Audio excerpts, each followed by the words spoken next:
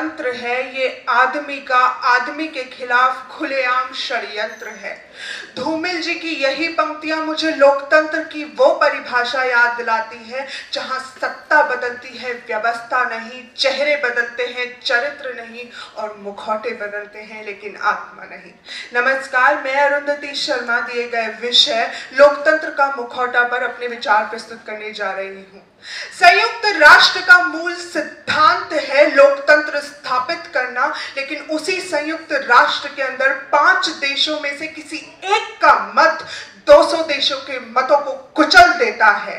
उसी संयुक्त राष्ट्र के अंदर शक्तिशाली देशों के हाथ छोटे देश कठपुतली बन जाते हैं और उसी संयुक्त राष्ट्र द्वारा घोषित तानाशाह देश चीन, कोरिया और रशिया खुलेआम अपने आगे रिपब्लिक लगाते हैं और कोई एक सवाल तक नहीं करता।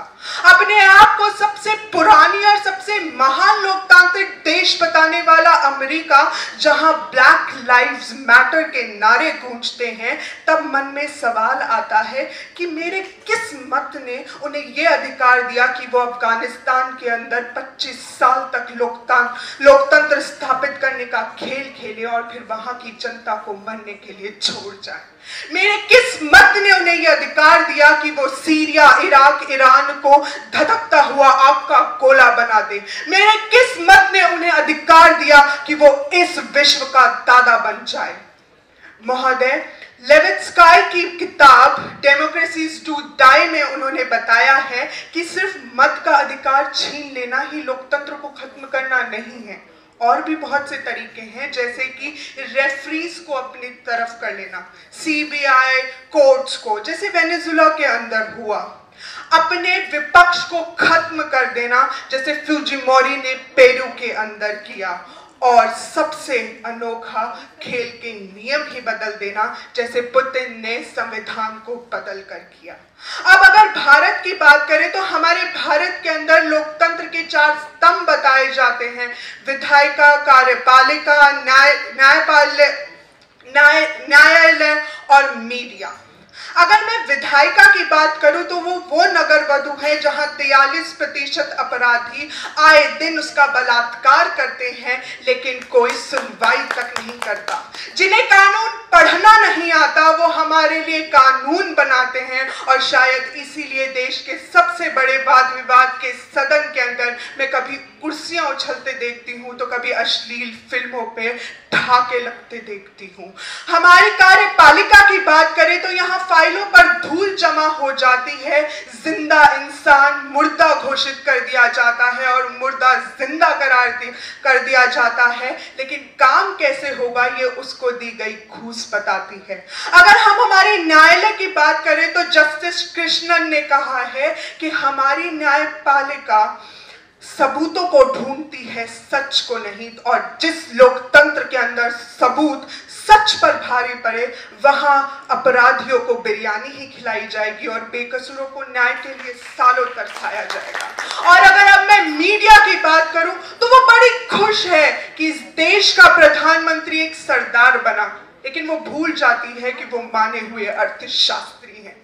वो बड़ी मशगूल है इस बात में कि इस देश का राष्ट्रपति एक मुसलमान बना, पर वो भूल जाती है कि वो माने हुए वैज्ञानिक हैं। और इस धर्म और बांटने वाली खबरों के बाद उन्हें वक्त मिलता है तो वो इस बात में व्यस्त है कि सलमान खान शादी कब कर रहे हैं, सनी लियोनी ने कौन सी नई ड्रेस पहनी है और रिया चक्रवर्ती का कौन सा नया वीडियो सामने आया है। तो मैं कैसे कह दूं कि हमारा लोकतंत्र आज भी स्थापित है।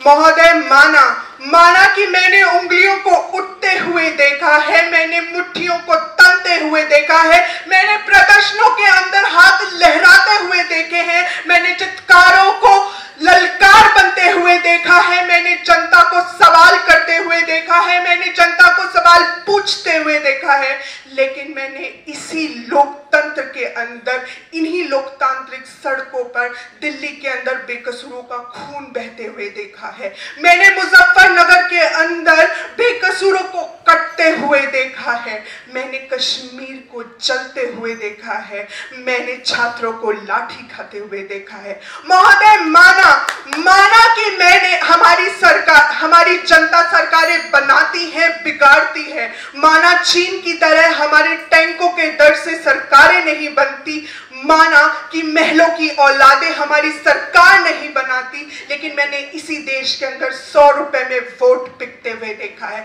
मैंने इसी देश में 115 बार से ज्यादा राष्ट्रपति शासन लगते हुए देखा। महोदय, माना कि मैंने इसी देश के अंदर जंतर मंतर के अंदर सरकारों का घेराव करते हुए जनता को देखा, सिंहासन खाली करो जनता आती है ऐसे नारों को गूंजते हुए देखा, एक व्यक्ति को खड़े होकर ये कहते हुए सुना कि ये हिंदुस्तान किसी के बाप का नहीं। लेकिन मैंने इसी देश के अंदर अफसा जैसे, प्रिवेंटिव डिटेंशन जैसे काले कानूनों को देखा।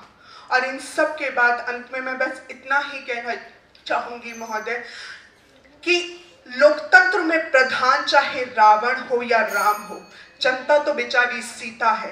रावण अगर प्रधान बना तो छोड़ ली जाएगी, और अगर राम प्रधान बना तो अग्नि परीक्षा के बाद भी वनवास भेज दी जाएगी। इस बात से कोई फर्क नहीं पड़ता कि इस देश के अंदर प्रधान कौरव है या पांडव है। अगर कौरव प्रधान बने तो चीर हरण कर दिया जाएगा, और अगर पांडव प्रधान बने तो दांव पर लगा दिए जाएंगे। इस बात से कोई फर्क नहीं पड़ता कि इस देश में प्रधान हिंदू है या मुसलमान है, जनता तो बेचारी लाश है। अगर मुसलमान प्रधान बना तो दफना दी जाएगी, और अगर हिंदू प्रधान बना तो जला दी जाएगी। धन्यवाद।